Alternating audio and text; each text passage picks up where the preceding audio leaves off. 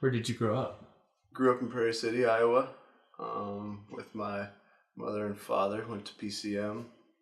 Most of my art started over in PCM, Prairie City, when I went to middle school. It's kind of where I found out why, why I have an interest in it. I'd always get those learn how to draw books, and I cheated at first by tracing, and then I kind of started seeing if I could actually do it myself. And then my art teacher, Mr. Dennis, Mike Dennis, he kind of helped me refine my style and helped me find what it is that I was interested in making. He helped me understand, basic composition and other things like that. And then I just say my Uncle Mark actually kind of helped me there too, because he helped push me along as far as how to go about my style and what better supplies to get. And it used to be pencil. I think anymore it's like those little Sharpie pens anymore, almost like a marker. Sometimes pen. I tried dabbled in pen and ink a little here and there, but you have to have specific illustration boards and stuff to make it look right so that it doesn't bleed and whatnot. But I like to experiment, but mostly I think right now markers.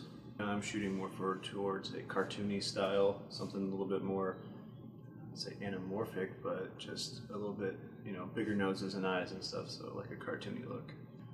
Like a lot of artists say, as cliche as it sounds, it's an expression. Like you express yourself, you express what your inner imagination is, and you throw it down on paper. Or like when I make little characters of people, it's something that I kind of want to create into like a 3D character, like who I'd want to see in a movie or something. I follow a lot of people on Instagram who do a lot of art, and I see their styles, and I kind of like how it sits up, and so I kind of want to make my own version of something like theirs, but at the same time something more original, because I always had like a dark side of art that I like to work with. And so I took basically the most basic part of Mario, the mushroom, and was like, hey, let's add some ripped flesh and bone to it, and thought it looked pretty cool. And I thought, well, why not give an anatomical structure to anything else too? So like the bomb and the star. Granted, they don't have skeletons, but I made them have one anyway, and it seemed pretty awesome.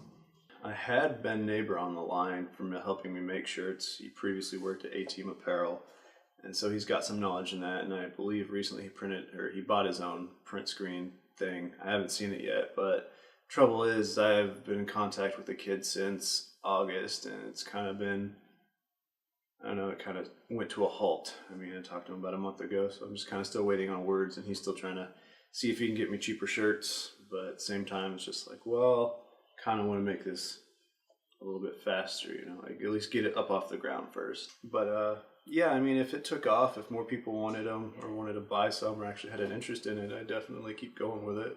I mean, I do want to make bigger prints, maybe make more different shirt designs. I don't know, just like I said, throw it on the side project, make a website where people can buy stuff. If it fails, I mean, well, it's not like I invested my life into it, so maybe I can try a different route.